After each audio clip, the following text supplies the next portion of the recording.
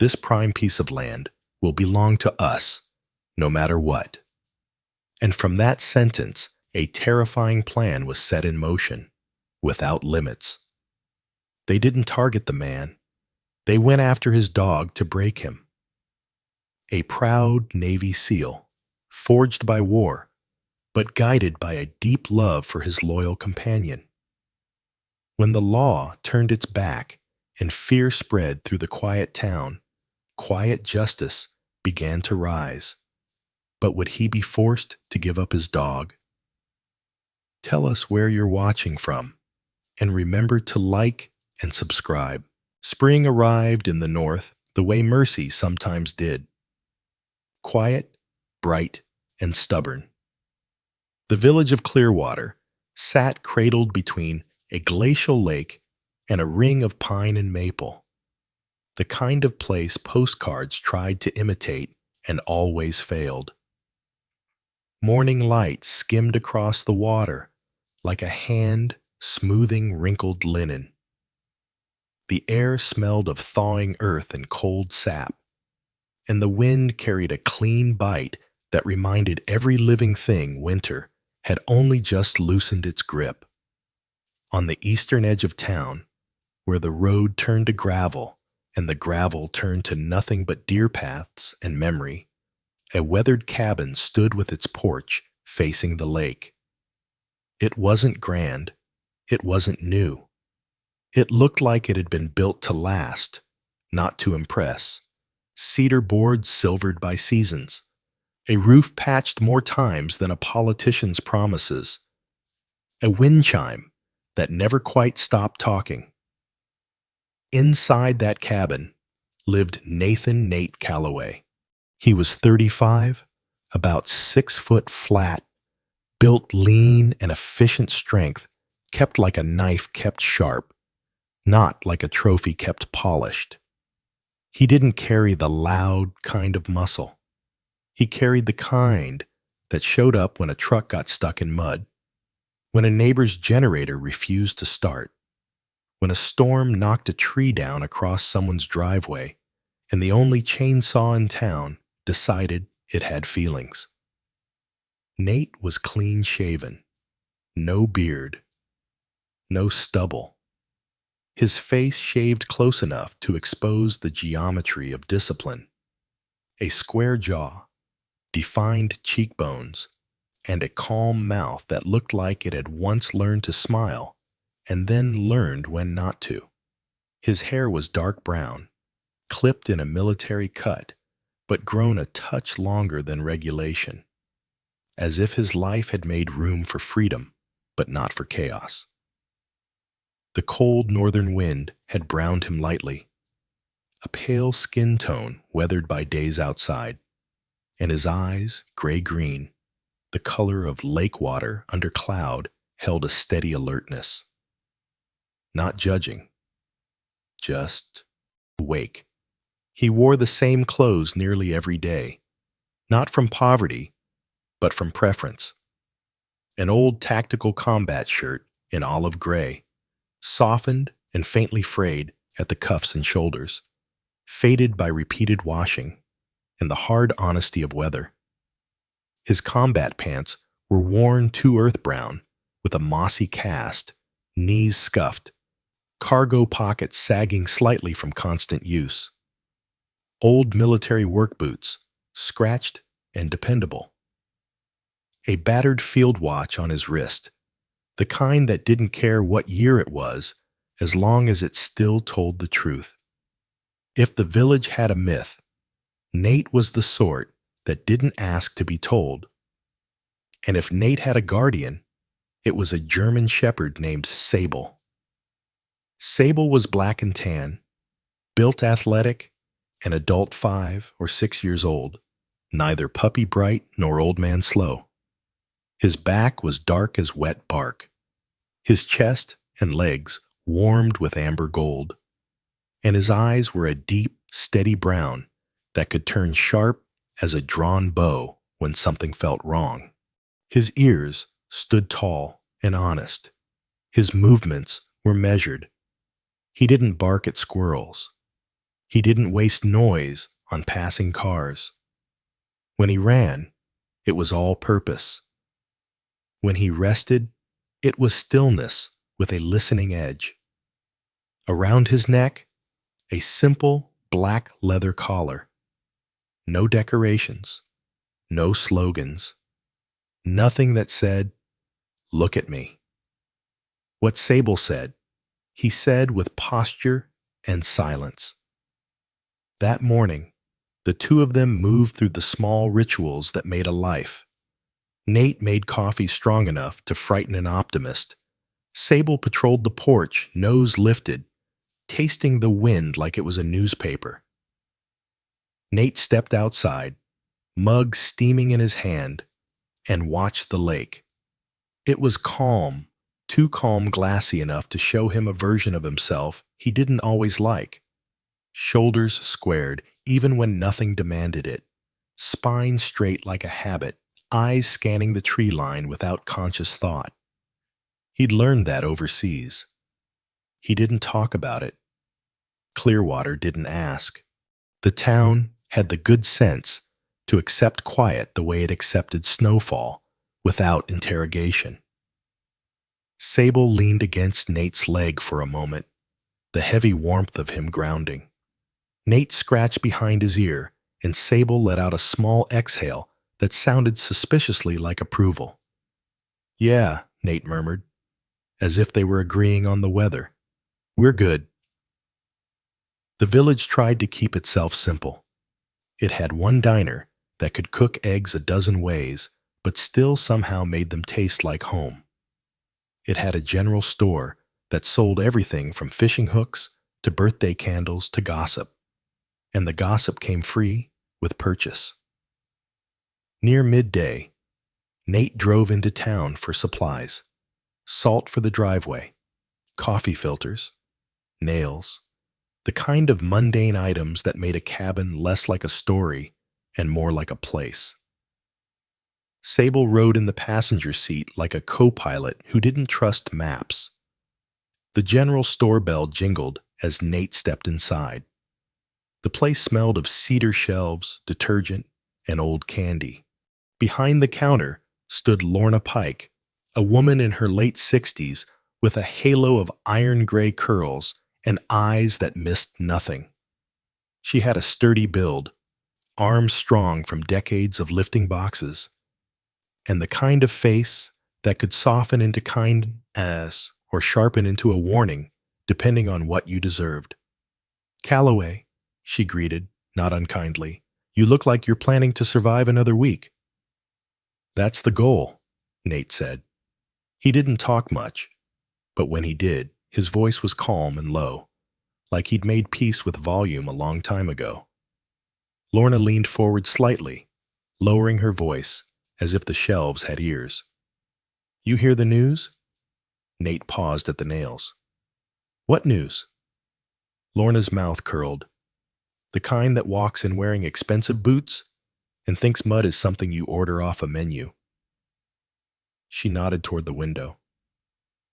Outside, two unfamiliar vehicles sat parked too neatly for Clearwater shiny SUVs, tinted glass. Not tourists. At the coffee aisle, two locals whispered with the theatrical subtlety of people who wanted to be overheard. One was Hank Sutter, a wiry fisherman with sun-cracked skin and a cap that looked older than some marriages. The other was Malin Ross, a school librarian with a gentle face and a spine of steel hidden under cardigans. "A big shot's coming," Hank said. "Wants lakefront." "Not just a cabin," Malin replied. "A whole estate." "A palace," Hank muttered. "Here." Sable's ears flicked toward them. His body didn't tense, but his gaze sharpened, the way a compass needle snaps to north. Nate felt it too. Not fear, not exactly. More like the first tug of a thread that might unravel a sweater. Lorna watched Nate's face closely. "They're saying development, like it's a blessing, like it won't bite." Nate set his nails down carefully. Whose land? Lorna's eyes didn't blink. That's the trouble. Folks are already talking about lines on maps. They say some families are right in the middle of what he wants. Nate didn't answer. He didn't need to. In towns like Clearwater, land wasn't just property. It was inheritance. It was the place where a child learned to ride a bike, where an old man scattered a dog's ashes, where a woman planted lilacs because her mother planted lilacs. Outside, one of the SUVs rolled past the store at a slow crawl. Not lost, not curious. Sable watched it with the intensity of a lighthouse tracking fog. Nate paid, nodded once at Lorna, and left. The sun was bright, the sky an impossible blue, and yet the air felt subtly rearranged, like someone had moved furniture in a room and called it improvement. Back at the cabin, he unloaded supplies in silence. Sable paced the yard with a deliberate circuit, nose down, then up, then down again, reading the ground as if it were written in a language older than men. Nate repaired a loose porch board. He checked the generator. He stacked the salt by the door. Everything ordinary, except the feeling that ordinariness had just become something worth defending. The afternoon warmed enough that the lake began to smell alive. Nate sat on the porch steps with a wrench in hand, pretending the engine part in his lap needed more attention than it did. Across the water, loons called wild, haunting notes that always sounded like they were laughing at human plans. Sable settled beside him, head on his paws, gaze on the tree line. And then Sable did something strange. He rose without a sound and walked to the edge of the yard, toward a patch of dirt near the old birch. His tail didn't wag. His ears angled forward. He began to dig, not frantic, not playful, methodical, focused. Nah, Nate muttered. We're not doing that today. Sable didn't stop.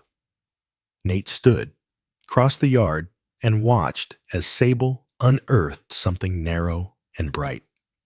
It wasn't a bone. It wasn't trash.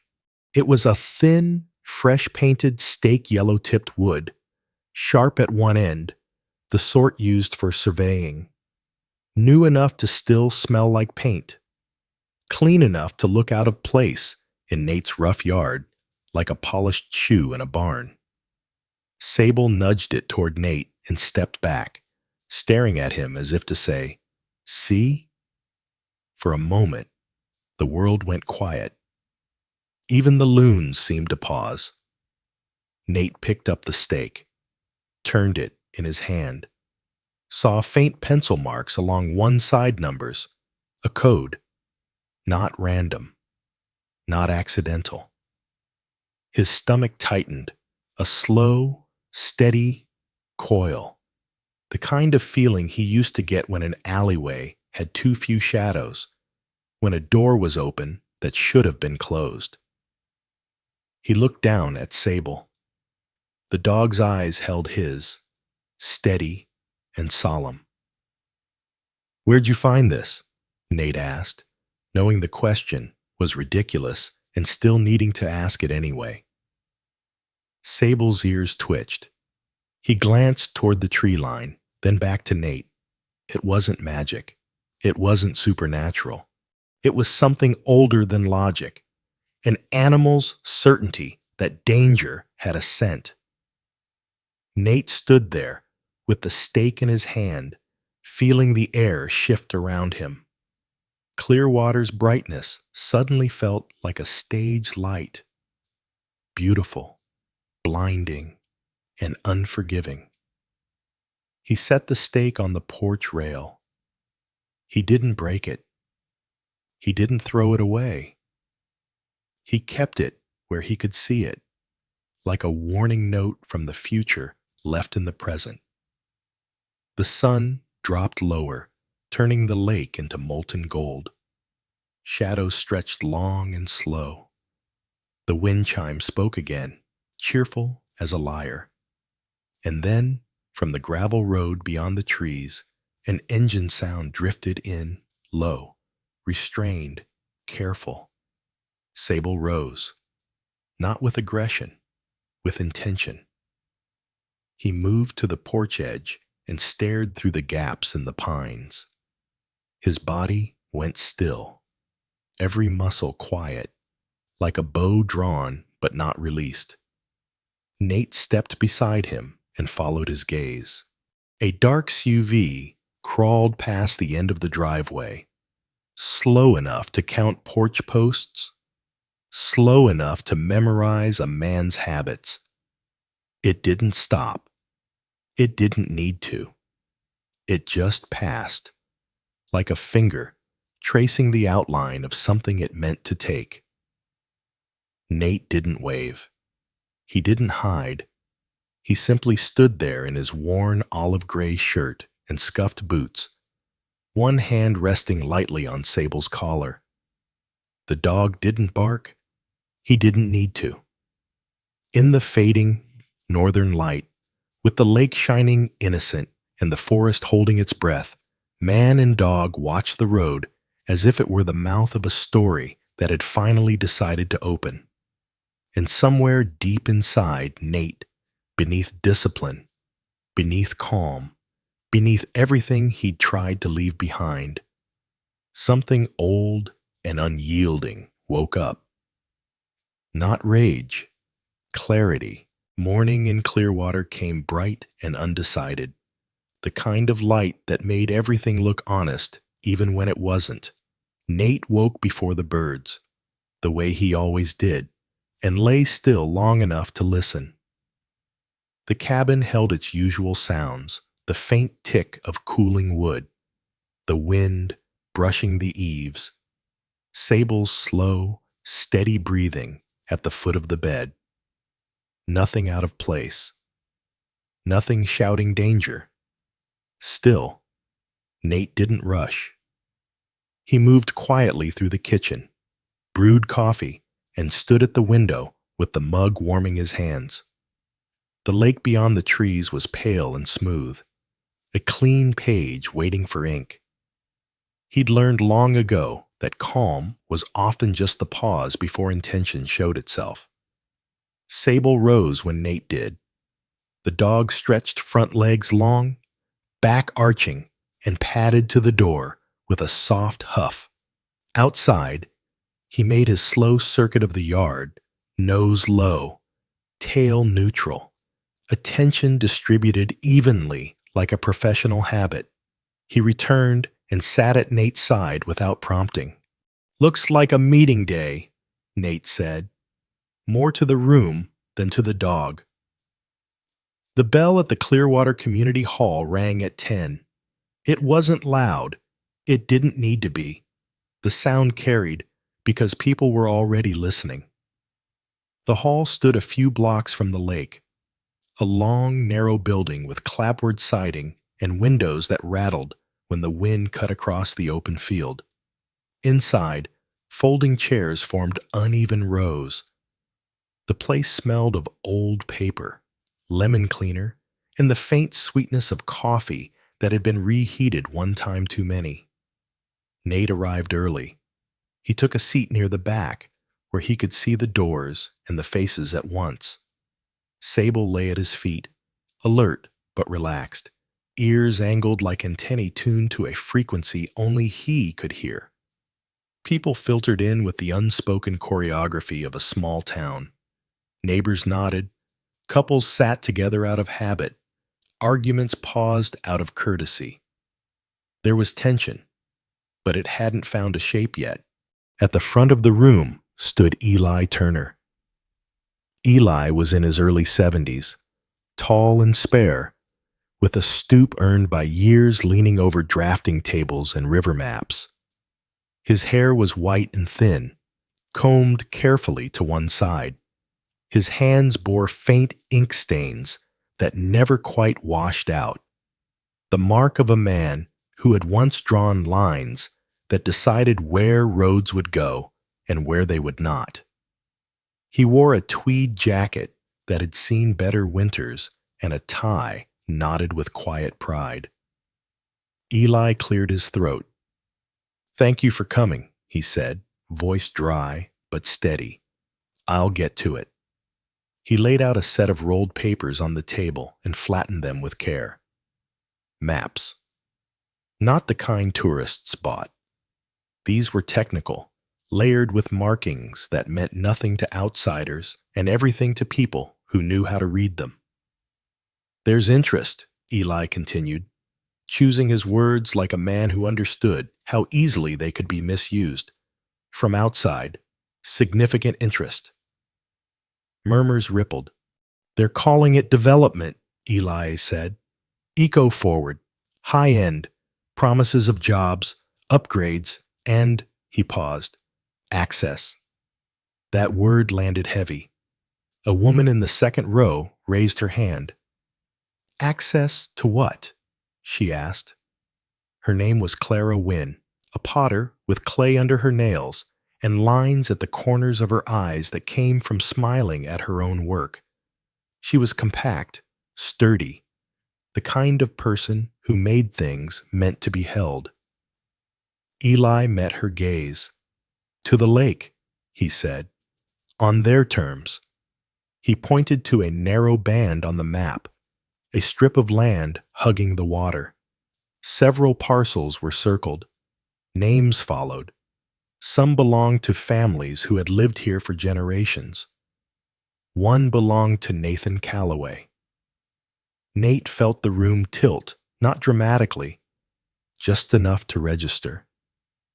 He didn't look down. He didn't need to. A man stood near the door, hands in the pockets of an expensive coat. He hadn't sat. He hadn't spoken. He had arrived with the confidence of someone accustomed to rooms making space for him. Lucas Grant. Lucas was in his early 40s, tall and narrow-shouldered, with a posture that suggested long flights and longer negotiations. His hair was neatly parted, not a strand out of place, and his face carried a practiced openness, friendly enough to invite trust, distant enough to deny obligation. He wore a charcoal overcoat over a white shirt, no tie, the uniform of a man who wanted to appear flexible while remaining in control. He stepped forward now, smile ready. "I'm glad to see such turnout," he said. His voice was smooth, warm, as if he were hosting a dinner rather than announcing a plan that would rearrange lives. "I represent North Line Development. We're here because we believe Clearwater deserves investment." Investment, another word with weight. Lucas gestured toward the maps. "This area is special. We don't want to change that. We want to enhance it." Nate watched Lucas the way he watched water after a storm, looking not at the surface, but at what the current pulled beneath. Lucas continued, "No one will be forced. Conversations will be respectful. Offers will be generous." Hank Sutter laughed, short and sharp.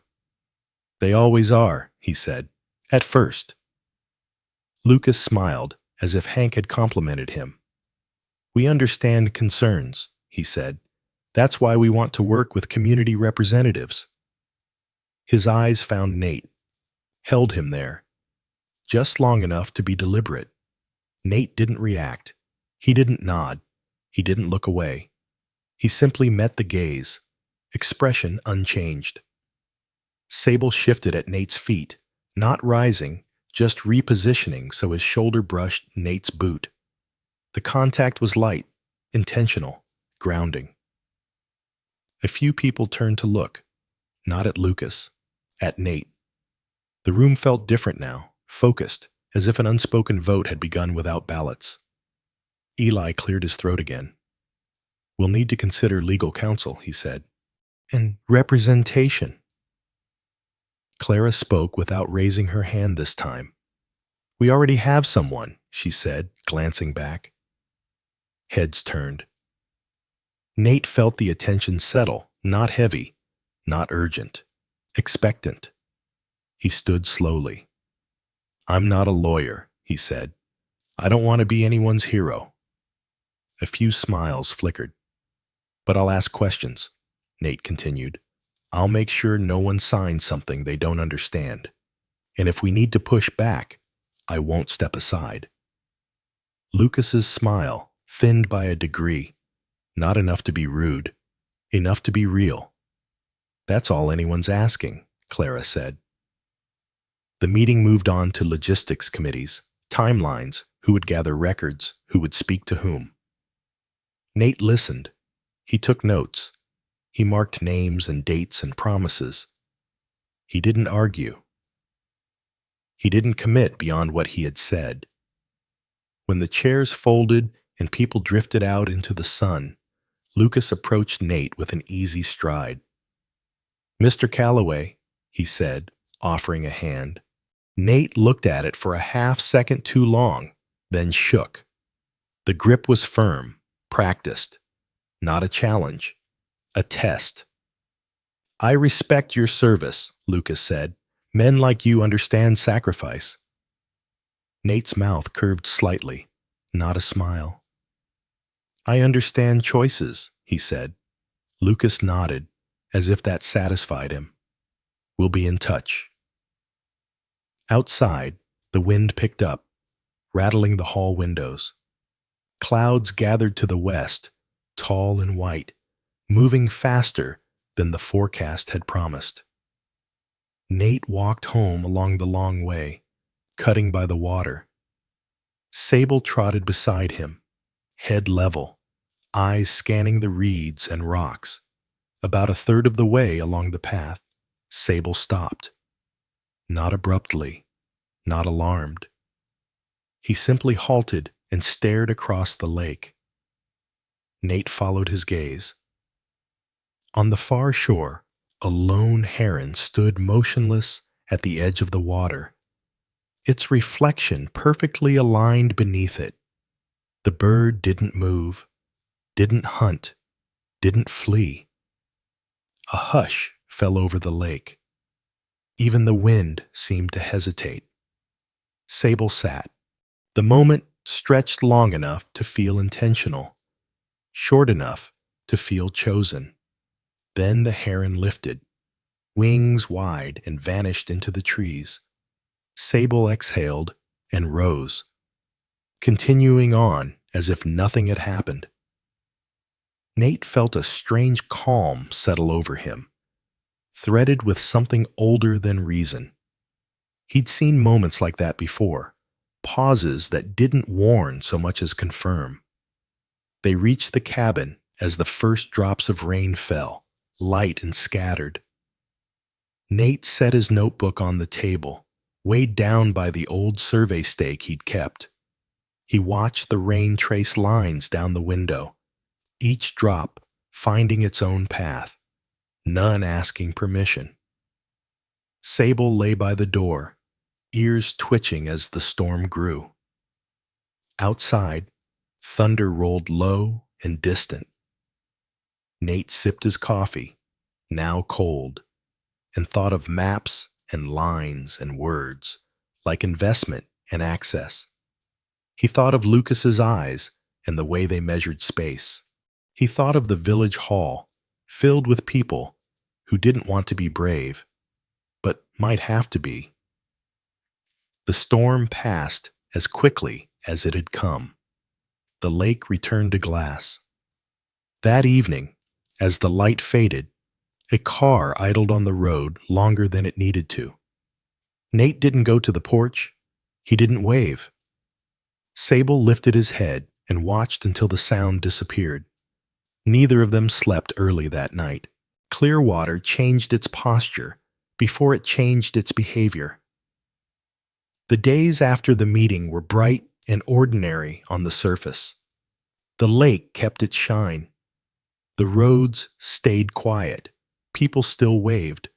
But Nate felt it the way he felt weather before storms, pressure without sound, a tightening that didn't announce itself.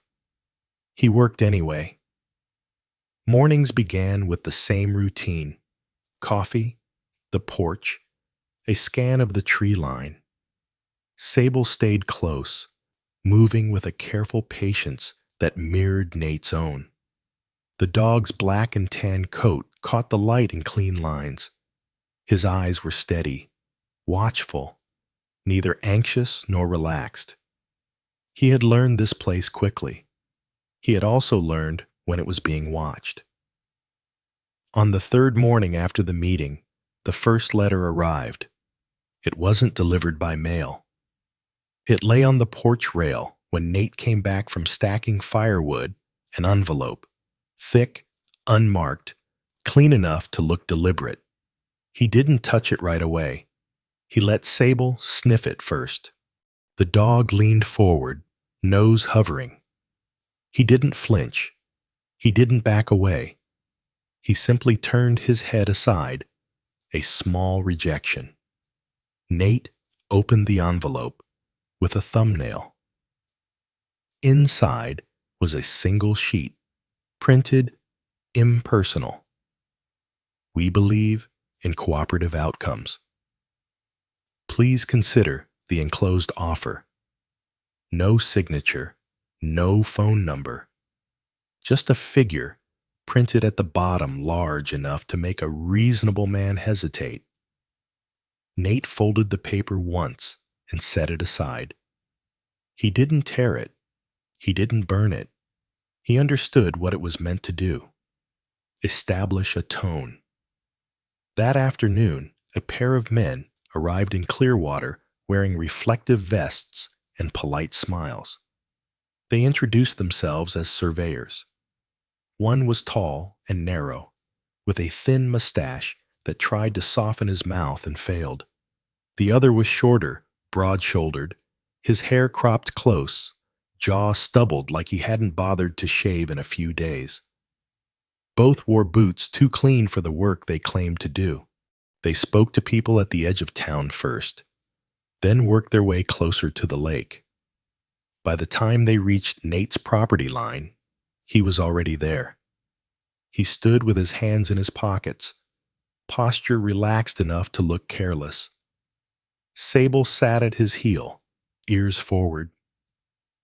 "We're just taking measurements," the taller man said, gesturing with a clipboard. His voice carried the lightness of someone trained to disarm with tone. "Nothing permanent." Nate nodded once. "You don't have permission." The shorter man shifted his weight. "We're within our rights." "No," Nate said. "Not louder, just final." The tall man smiled, the kind that tried to pretend at patience. "Sir, there's a larger plan here." Nate didn't move. "Take your measurements somewhere else." There was a pause, the kind that tested boundaries. Sable didn't growl. He didn't bare his teeth. He simply stood, body aligned with Nate's leg, eyes fixed on the shorter man. The look wasn't hostile. It was declarative. The shorter man cleared his throat. "We'll be back." "I doubt it," Nate said. They left without argument. The gravel crackled under their boots, louder than it needed to be. That evening, Nate drove into town to speak with Eli Turner. Eli's house sat back from the road, modest and orderly, a place where bookshelves pressed close to windows and lamps were positioned for reading, not ambiance. Eli answered the door in a sweater vest and pressed slacks, his white hair neatly combed, his eyes alert behind thin-framed glasses. "I saw the letters," Eli said after Nate explained. "Others too. Different amounts. Same language." He poured coffee with a careful hand. "They're testing resolve and reaction time." "They brought surveyors," Nate said. Eli's mouth tightened. "Then they're moving faster than they want us to think." He leaned back, hands folded. "I've read their filings. They're clean on the surface. No violations yet. That's deliberate. Yet, Nate echoed. Eli nodded. Pressure comes before paperwork. Outside, Sable paced the yard, stopping occasionally to stare into the dark. When a car passed on the road, he watched it go, not tracking, not tense, just counting. The next day, Clearwater's general store became quieter. People still came and went, but conversations cut off mid-sentence when the bell rang. Lorna Pike watched the room with narrowed eyes, her iron-gray curls pulled back tighter than usual. "They've been asking questions," she said to Nate as she rang him up. "Not about land, about you." Nate raised an eyebrow. "Where you came from, why you left the service, if you've had trouble before." She snorted, as if a man needs a reason to mind his own business. Sable lay near the door, chin on paws, eyes open. A young boy tried to pet him. Sable allowed it, shifting only enough to keep his flank between the child and the street. That night, a truck idled near Nate's drive long enough to be noticed, long enough to be counted. Nate didn't confront it. He turned off the porch light and waited. The truck left. On the fourth morning, Sable refused to eat. He stood by his bowl, sniffed, and stepped back. His ears flattened slightly, not fear, but uncertainty. Nate crouched, inspected the food. It smelled normal, looked normal. Sable turned away and sat, eyes on the window. Nate discarded the food and cleaned the bowl. He prepared another portion from a sealed container. Sable ate this time, but slowly, pausing between bites as if listening for something beyond sound. Nate made a note. Later that day, he walked the perimeter of the property with Sable at his side. Near the far fence line, the dog stopped again. He lowered his head and sniffed the ground in tight circles.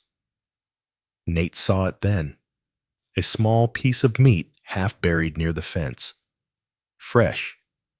Too fresh to be animal discard. He didn't touch it. He photographed it, marked the spot, and removed it with gloves.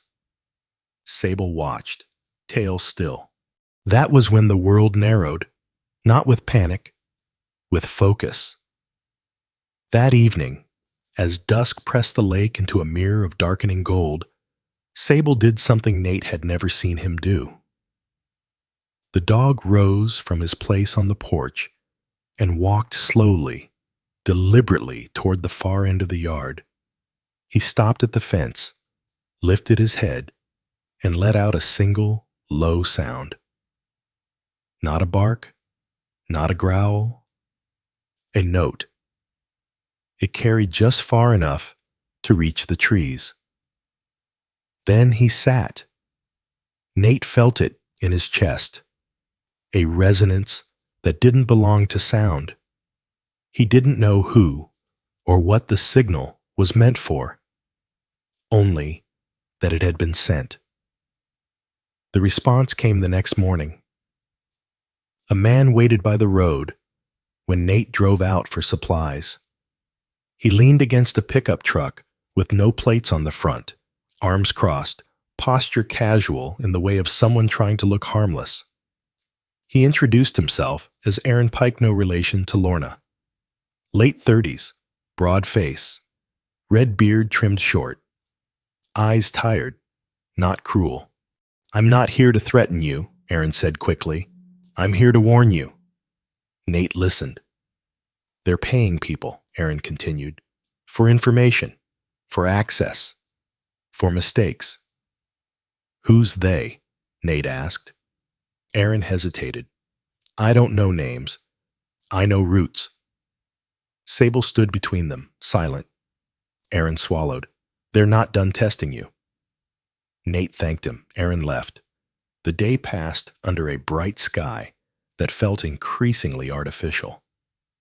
By evening, Clearwater's lake reflected stars sharp enough to cut.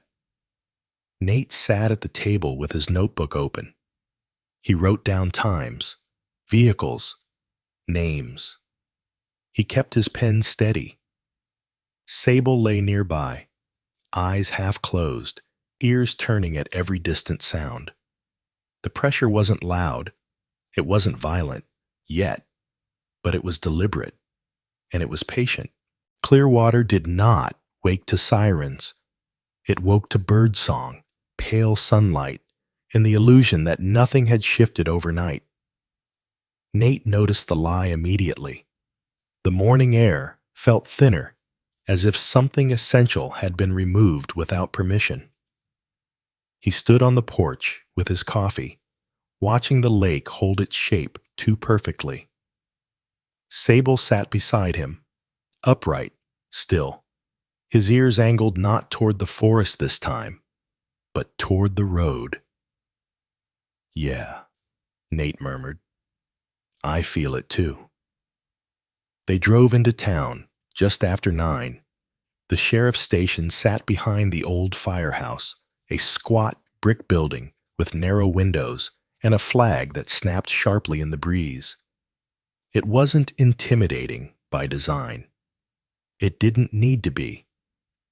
In a place like Clearwater, authority worked best when it looked familiar. Sable stayed in the truck. He did not whine. He did not resist. He watched Nate through the windshield with the patient seriousness of a dog who understood boundaries, even when he didn't agree with them. Inside, the station smelled of disinfectant and old paper. A radio crackled softly somewhere behind the front desk. A man looked up from a computer and nodded without smiling. "Morning," he said. "What can I do for you?" "I need to report harassment," Nate replied, "and suspected illegal surveying." The man hesitated. "You'll want to speak to Deputy Kessler." Wade Kessler emerged from the back hallway as if summoned by the sound of his own name. He was in his late 40s, built thick through the middle, his uniform pressed clean enough to look performative. His hair was cut short and thinning at the temples. His face carried the practiced neutrality of someone who had learned how not to react too much, or at all. "Mr. Calloway," Kessler said, voice even, "we've heard about you." Nate didn't respond to that. He laid out the facts carefully. The letters, the surveyors, the meat found near his fence. He kept his tone level, his language precise. No speculation, no accusation, just a record. Kessler listened with his head tilted slightly, hands resting on his belt. When Nate finished, the deputy nodded slowly. "Sounds like a misunderstanding," he said. "Developers send letters, surveyors do their jobs. As for the food, could have been an animal." Nate held his gaze. It was placed. Kessler's mouth twitched. "You can't prove intent." Nate reached into his pocket and placed his phone on the counter. He slid it forward, showing the photographs, the timestamp, the location. Kessler glanced at the screen, then looked away. "You're on edge," he said mildly. "That happens when people get protective of their property." "What happens when someone gets protective of their dog?" Nate asked. Kessler finally looked back at him. His eyes were pale, almost colorless. "That depends." The word hung there. "Dogs that attack people," Kessler continued, "become a problem. Even good ones, even trained ones." Sable's ears twitched in the truck outside. Nate felt something cold move through him. Not anger. Not yet. Recognition. "Are you threatening me?" Nate asked. Kessler smiled. "Just barely. I'm advising you. These situations can escalate. Accidents happen, and when they do, the law has to respond. Only if it's pointed in the right direction, Nate said. Kessler straightened. Careful. Nate collected his phone. File the report.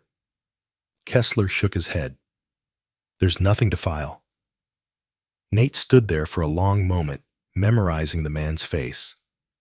Not out of spite, out of habit. Outside, Sable rose as Nate approached the truck. He did not bark. He did not wag. He simply watched Nate's hands, his posture, the line of his shoulders. Nate rested a palm briefly against the dog's neck before opening the door. They drove back toward the lake in silence. By noon, word had spread. Not the truth. Not exactly. Something adjacent to it. A distortion. At the general store, conversations shifted when Nate walked in. Some faces softened in sympathy. Others hardened in uncertainty. Lorna Pike leaned over the counter. They were asking about Sable, she said quietly. If he's aggressive. Nate exhaled slowly. And I told them I've never seen him bare his teeth at anyone who didn't deserve it.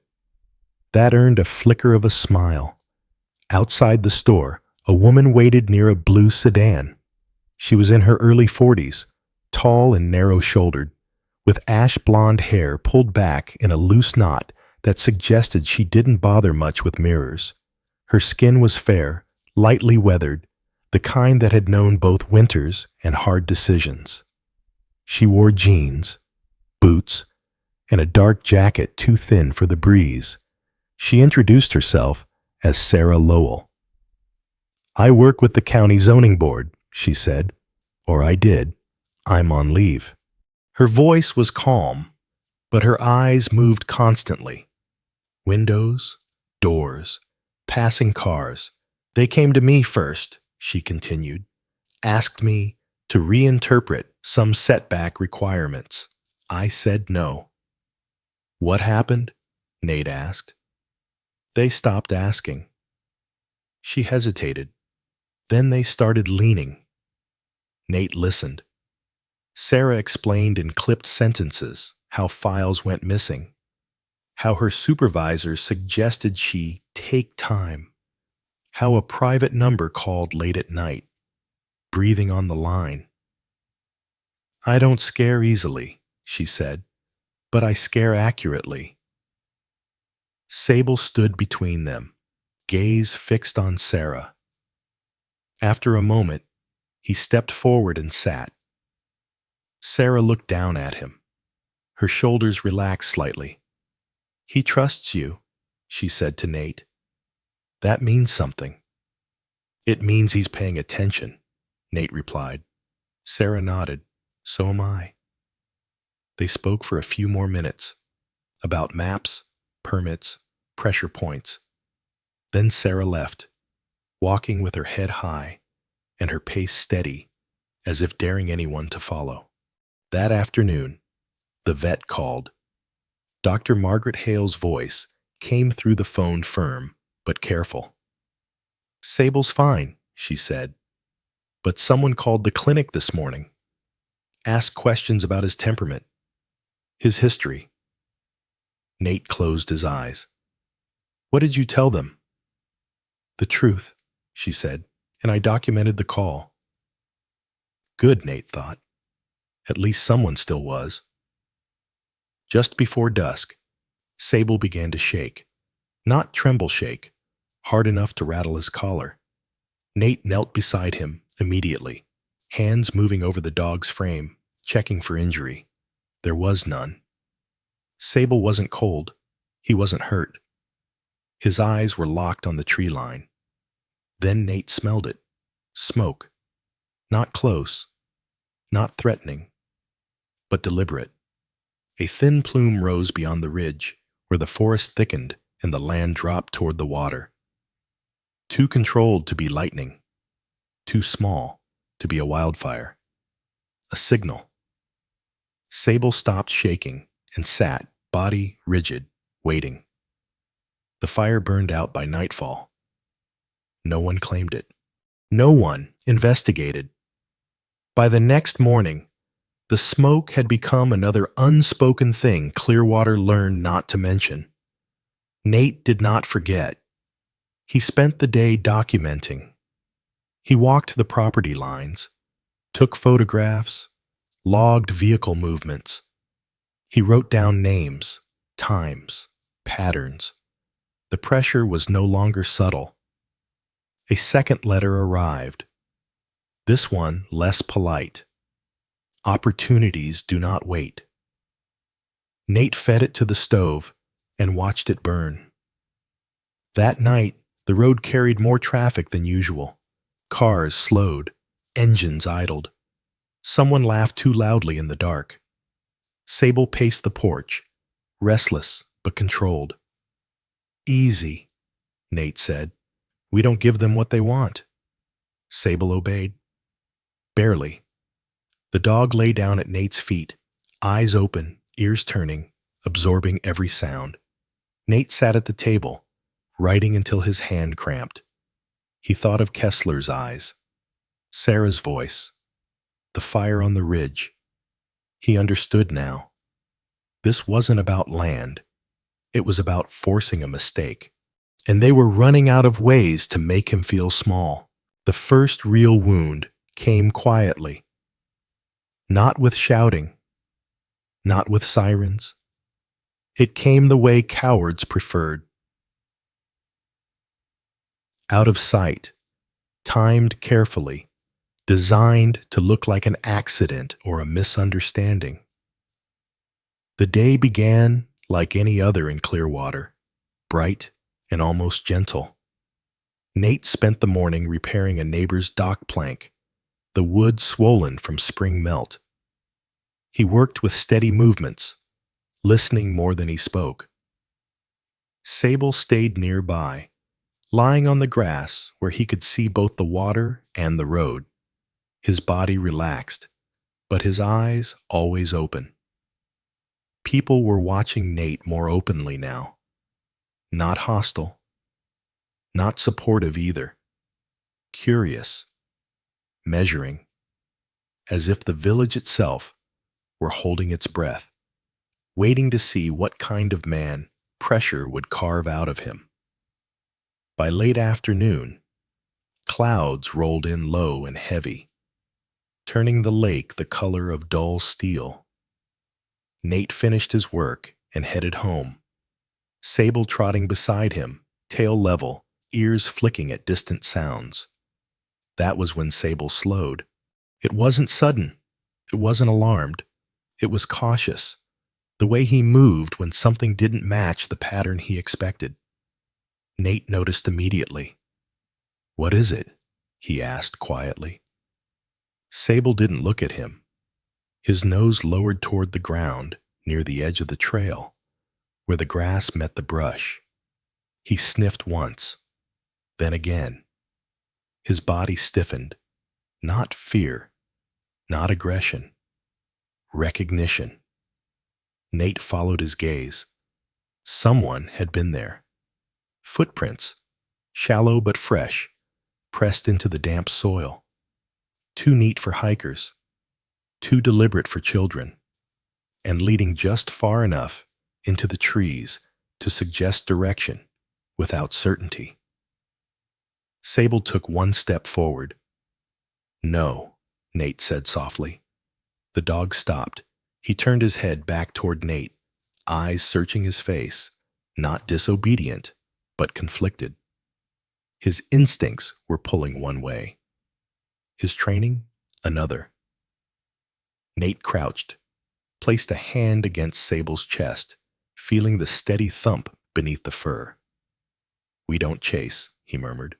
"We observe." Sable held still for a long moment. Then he exhaled and stepped back, pressing his shoulder briefly against Nate's knee as if sealing the decision. They went home. Night came early under the clouds. Nate cooked a simple dinner, the radio murmuring low in the background. Sable ate without hesitation, then settled near the door, his body angled toward the porch as if listening through wood and glass. The wind picked up after dark, rattling branches against one another. Somewhere across the lake, a motor started, then stopped.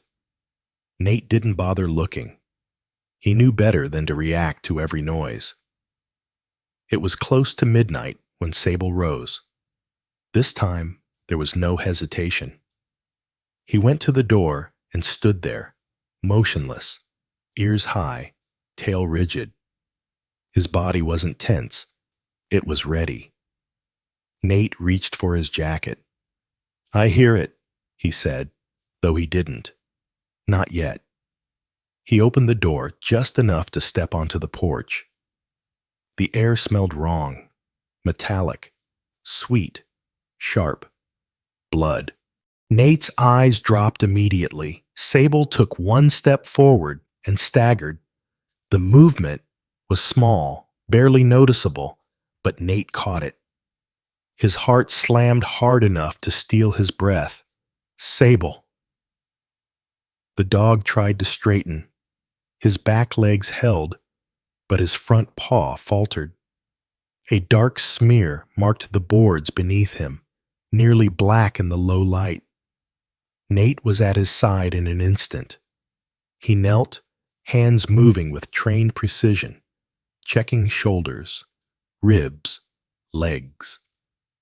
Sable's breathing was shallow, fast, controlled through pain. His eyes stayed locked on Nate's face, unblinking.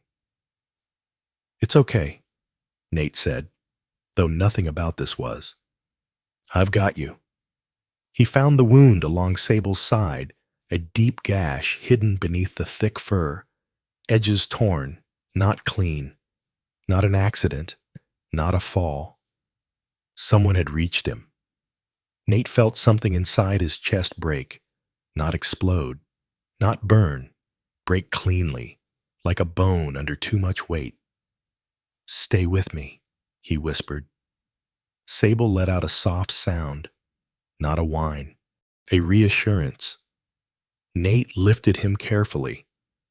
Sable was heavy, solid, his weight familiar and grounding even as it pulled painfully at Nate's arms.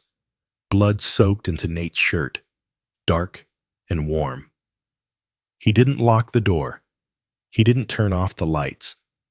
He carried Sable to the truck and drove. The veterinary clinic sat on the edge of the county line, a low building with a single light glowing in the rain. Nate skidded to a stop and burst through the door. "Help!" he called.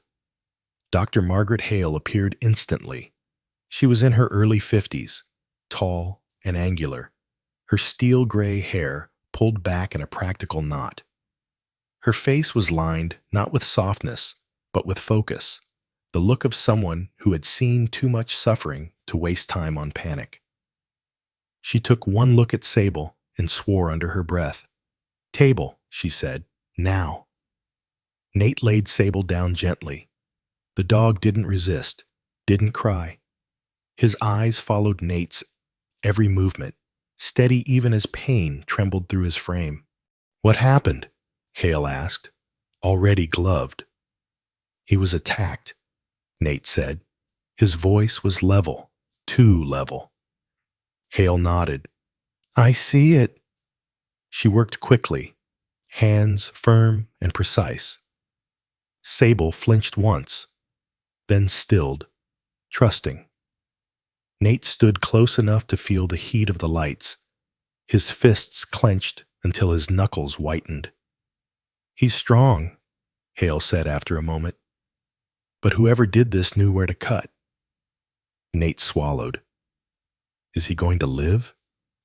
Hale met his eyes. "Yes," she said, "because he wants to." The words hit harder than comfort ever could. Sable was taken into surgery. The door closed. Nate sat alone in the waiting room, elbows on knees, hands shaking now that there was nothing left to do. Rain streaked the windows. Somewhere, a clock ticked too loudly. That was when Nate noticed the camera. A small, dusty security camera mounted above the clinic entrance. Its red light blinking steadily. Recording. Nate stood slowly and looked up at the lens. For the first time since he'd found Sable bleeding on the porch, something like clarity cut through the pain. Someone had made a mistake. Hale emerged nearly an hour later, wiping her hands on a towel. "He's stable," she said. "Sedated. He'll need time." Nate exhaled for what felt like the first time in days. "I need a statement," he said. Hale studied him. "I already wrote one." She handed him a clipboard. Detailed notes. Time of injury. Nature of wound. Clear language. "This wasn't an animal," she said quietly. "And it wasn't self-inflicted." "Thank you," Nate said. Hale's mouth tightened. "Be careful," she added. "Men who hurt dogs don't stop there." Nate nodded. He already knew. He returned home alone. The cabin felt wrong without Sable's weight in it. Too empty. Too exposed. Nate walked the perimeter with a flashlight, slower this time. He found disturbed soil near the trees. Broken twigs. A smear of blood where Sable must have fought his way back. Near the fence, he found a length of wire. Thin. Twisted. Crude. A tool. Nate bagged it carefully. He didn't sleep. By morning, word had spread, but twisted. Someone had been telling people Sable attacked first, that Nate had lost control of his dog, that an incident had occurred. Nate drove straight to the sheriff's station. Kessler listened with the same neutral face as before. When Nate finished, the deputy folded his arms. "Dangerous animal," he said calmly. "This complicates things." "He was assaulted," Nate said. "I have a veterinary report." Kessler shrugged. "Dogs don't get the benefit of the doubt." Nate leaned forward. "People do." Kessler's eyes hardened. "Watch yourself." Nate stood. "You already are." That afternoon, Sarah Lowell came to the cabin. She looked pale, her ash-blonde hair pulled tight, her eyes sharp with urgency. "They crossed a line," she said. "Hurt your dog." Nate nodded once. "I've been gathering files," Sarah continued. "Permits, emails, patterns. I was waiting. I'm not anymore." She glanced toward the empty porch. "Where is he?" "At the vet." Her jaw clenched. "Good." They stood in silence for a moment, the lake quiet behind them. "They think this will break you," Sarah said. "Make you choose." Nate's gaze drifted to the dark stain, still visible on the porch boards. "They already chose wrong," he replied. That night, Nate returned to the clinic and sat beside Sable's kennel. The dog's eyes opened when Nate spoke his name. His tail thumped once, weak but deliberate. Nate rested his hand against the bars. "You did good," he whispered. "You did exactly what you were supposed to do." Sable's breathing steadied. Outside, the rain finally stopped. Inside Nate, something settled into place. Not vengeance. Not rage. Resolve. Clearwater learned how to whisper.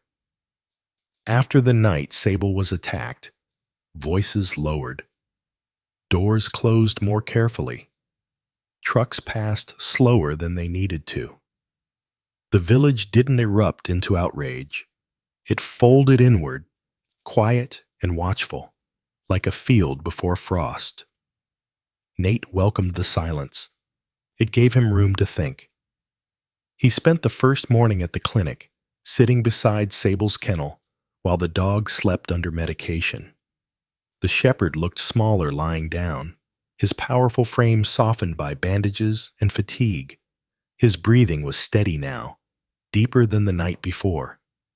When Nate spoke his name, Sable's ear twitched, and his tail tapped once against the metal tray, deliberate, restrained, alive. Dr. Margaret Hale checked the monitors with the same economy she brought to everything. She stood tall. shoulders squared, gray hair pulled back in a knot that didn't move when she did. Her eyes, sharp, unsentimental, met Nate's briefly. "He's going to heal," she said, physically. Nate nodded. He understood what she didn't say. Outside, the sky was clean and cold. The lake glittered as if nothing in the world had ever gone wrong. Nate drove home alone, the truck too quiet without the familiar weight in the passenger seat. At the cabin, he laid out everything he had: letters, photos, times, names. The twisted wire bagged and labeled Dr. Hale's report. The second letter, less polite than the first, its language edged with impatience. He taped timelines to the wall with painter's tape, stepping back to see how events aligned. Pressure, probe, threat, violence. It was a pattern, and patterns were breakable. Sarah Lowell arrived before noon. She parked a half-mile down the road and walked the rest of the way, hands in her jacket pockets, eyes scanning the trees as if she expected them to speak. She was tall and lean, ash blonde hair pulled tight today, jaw set with resolve. The wind had reddened her cheeks. It had not softened her. "I brought what I have," she said, setting a slim laptop on the table. She explained while the screen woke. Files had been altered, emails forwarded through private addresses, zoning notes that had vanished and reappeared with different timestamps. The kind of mistakes people made when they thought no one would notice. "They're sloppy when they're comfortable," Sarah said. "They didn't think I'd copy everything before I took leave." Nate listened, asking questions only when necessary. He took notes by hand. "They want you isolated," Sarah continued. "If they make this about your dog, they make you emotional. If you react, they win." Nate looked at the dark stain still visible on the porch boards. "Then we don't react." He made calls that afternoon, quiet ones. He didn't ask for favors. He asked for truth. Eli Turner arrived after lunch with a stack of old maps and a thermos of coffee that tasted like it had been brewed in another decade. The old planner's hands shook slightly as he laid the papers out, but his mind was razor sharp. "They changed the setback language last year," Eli said, tapping a line with his finger. "Buried it under environmental mitigation. Legal if you don't look too close. And if you do?" Nate asked. Eli smiled thinly. "Then you notice how many parcels they need to control sightlines. Yours is one." The general store door jingled late in the afternoon. Lorna Pike stepped in, her curls pulled back with a clip that meant she was all business. She didn't sit. "They're paying cash," she said. "Not here.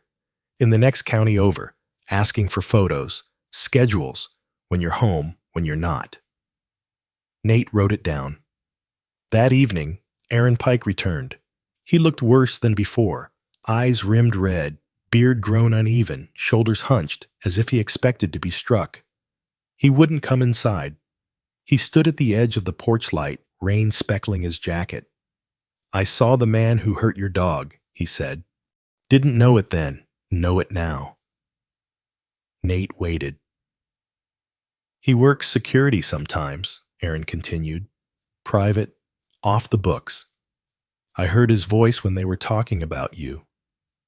About how dogs can be handled." Nate felt his jaw tighten. "Name?"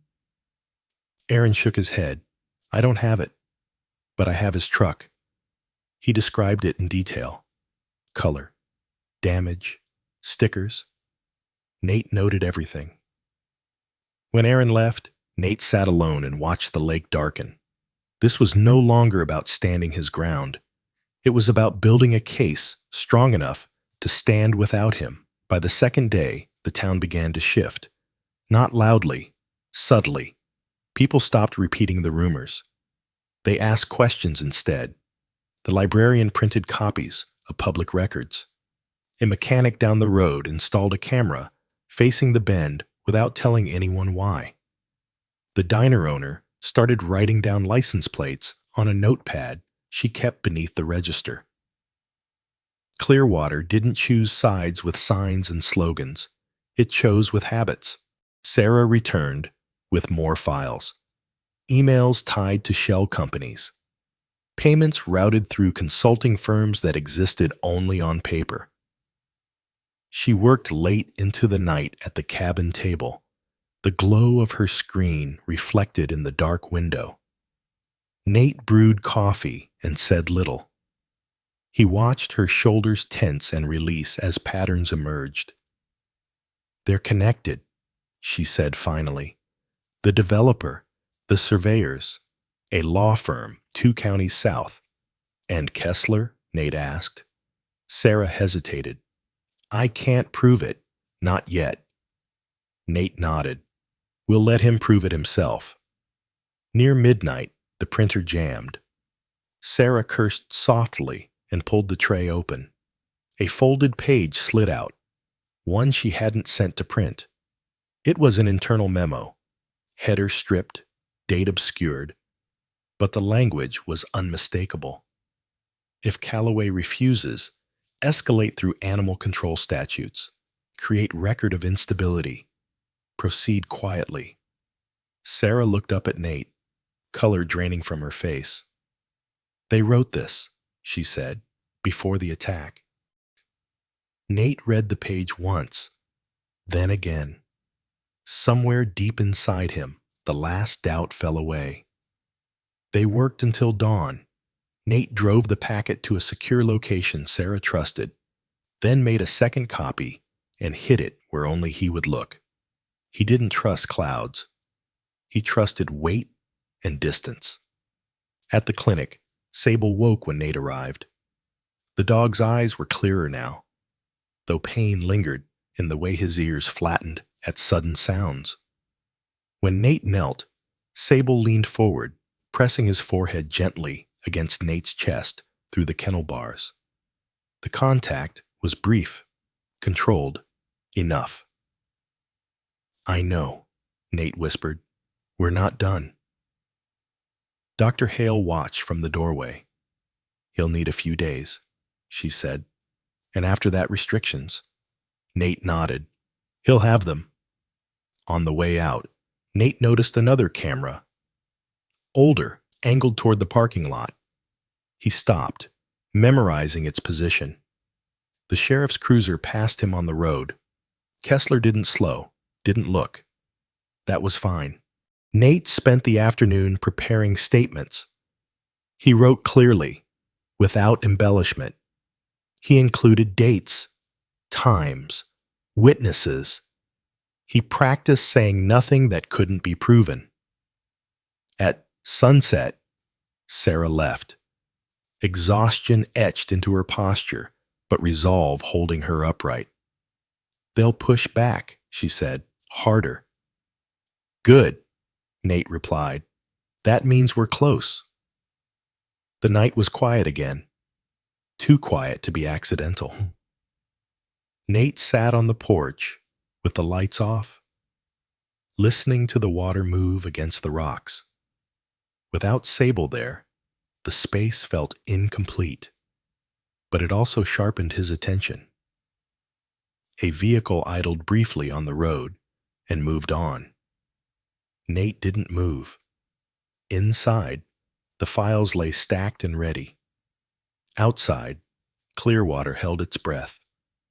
They wanted him tired, alone, afraid of losing what mattered most. They didn't understand the mistake they'd made. By touching the dog, they hadn't weakened him.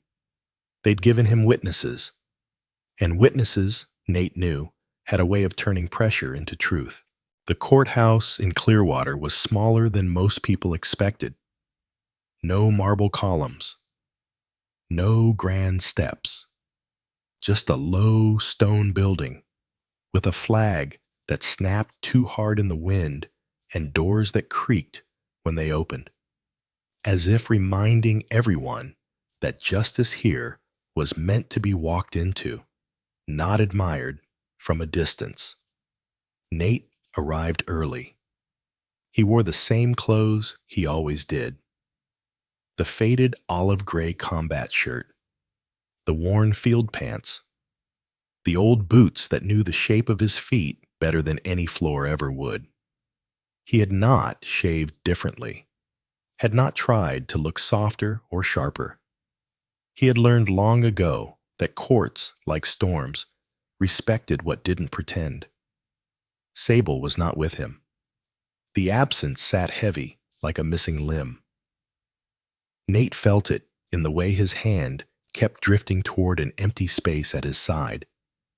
The dog was still recovering at the clinic, under observation, his movement restricted. Dr. Hale had been firm about that. Nate had agreed. This fight did not need Sable's body. It already had his truth. Inside the courtroom, the air smelled faintly of old wood and paper that had been handled by nervous hands. Rows of benches filled slowly, locals first, then people who didn't belong to Clearwater but had business pretending they did. Lucas Grant sat at the defense table, immaculate as ever. His charcoal suit was perfectly pressed, his hair neat, his posture relaxed. He looked like a man who had never waited for anything he couldn't buy.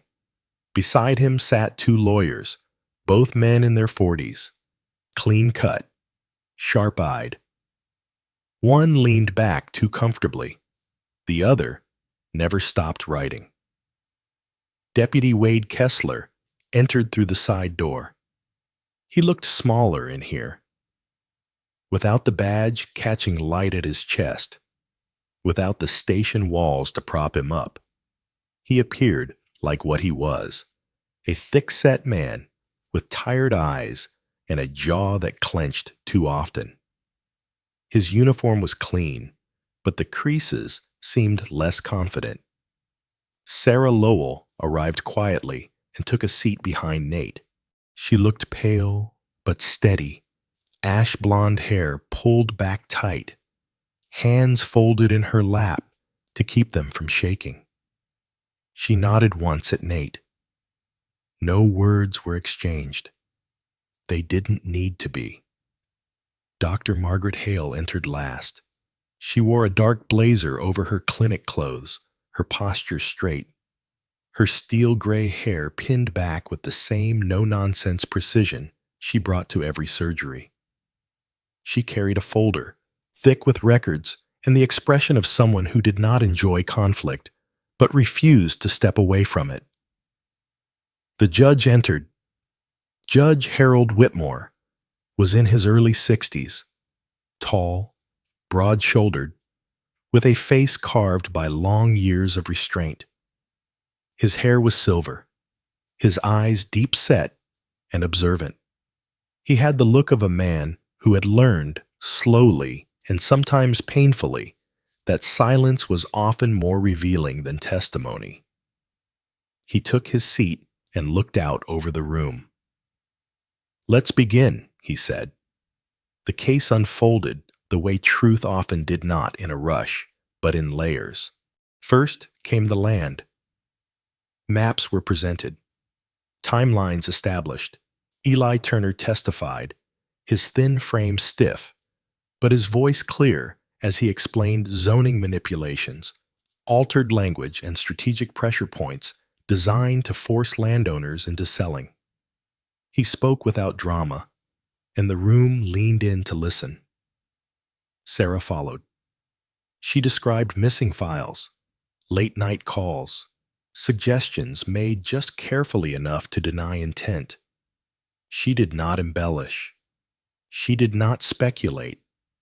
She simply explained what she had seen, what she had refused to do, and what had happened after. Then came the money. Paper trails were shown, consulting fees routed through shell entities, payments that lined up too neatly with moments of pressure. The lawyers objected. The judge overruled. Lucas Grant maintained his composure, but Nate noticed the tightness in his jaw, the way his fingers tapped once against the table and then stopped. Deputy Kessler was called next. He answered questions politely at first, calmly, confidently. But confidence frayed. The internal memo was introduced. Kessler's eyes flicked to it, just once, but it was enough. The language was read aloud, slowly, clearly. Escalate through animal control statutes. Create record of instability. The courtroom shifted. Kessler's lawyer objected. The judge allowed the question to stand. Dr. Hale testified after. She described Sable's injuries with clinical precision. The depth of the wound, the angle, the force required.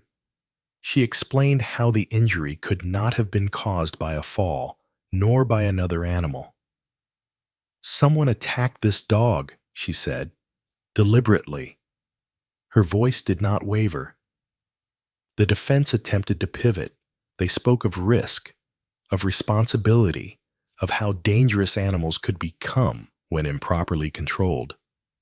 They introduced the idea that Sable had attacked first, that Nate had lost control. Judge Whitmore raised a hand. "Bring the animal control report," he said. The report was thin, almost embarrassingly so.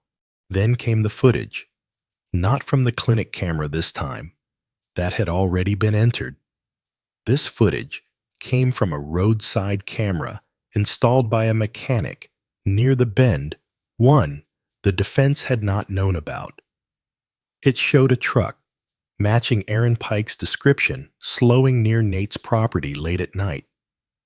A figure exiting, moving toward the tree line, moving back. No faces, no heroics, just timing. The defense sat down. The judge looked at Nate. "Mr. Calloway," he said, "you may speak." Nate stood. He did not bring notes. He did not pace. He placed his hands flat on the table and spoke the way he always did.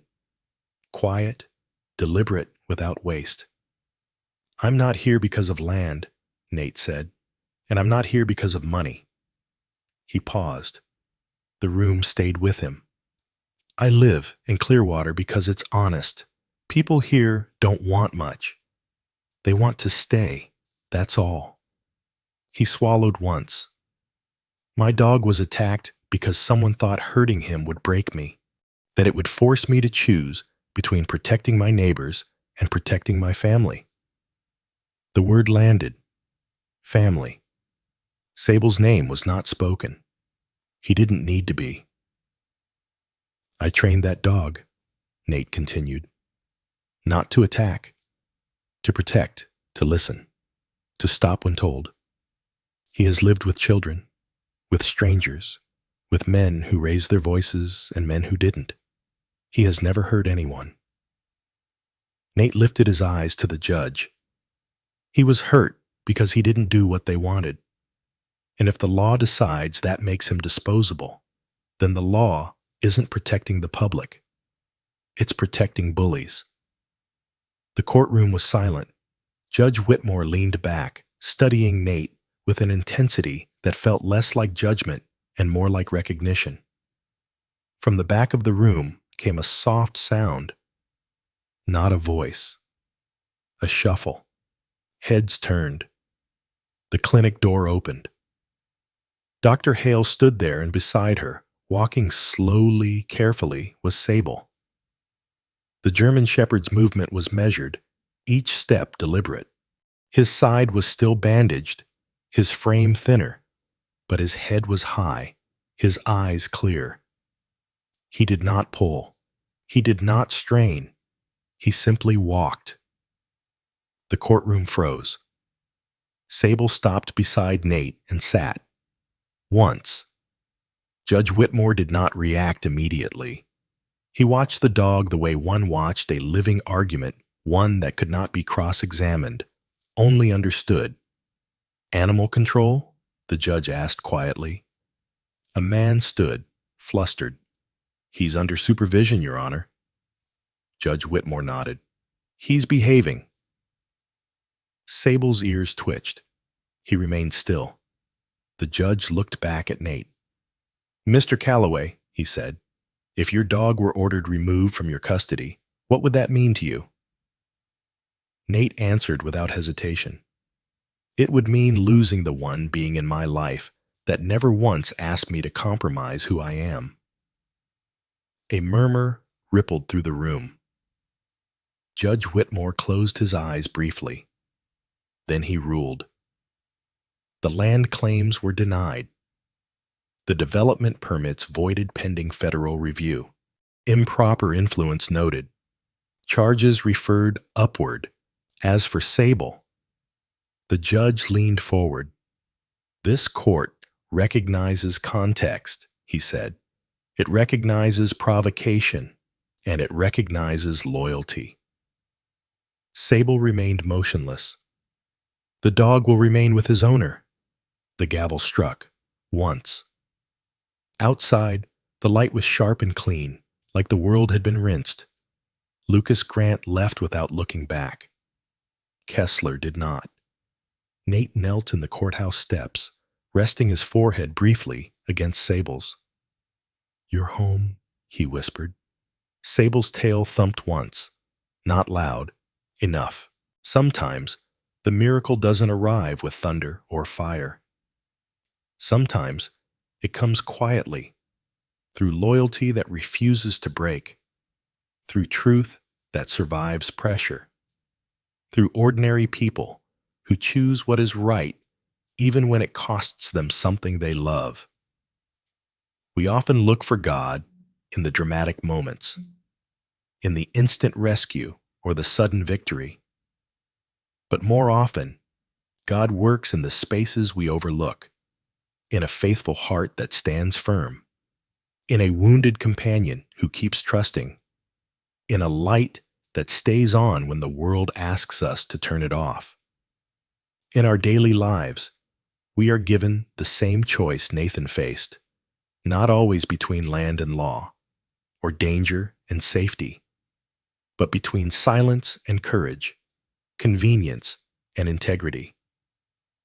Every time we protect what is good, every time we refuse to trade our values for comfort, we take part in that quiet miracle.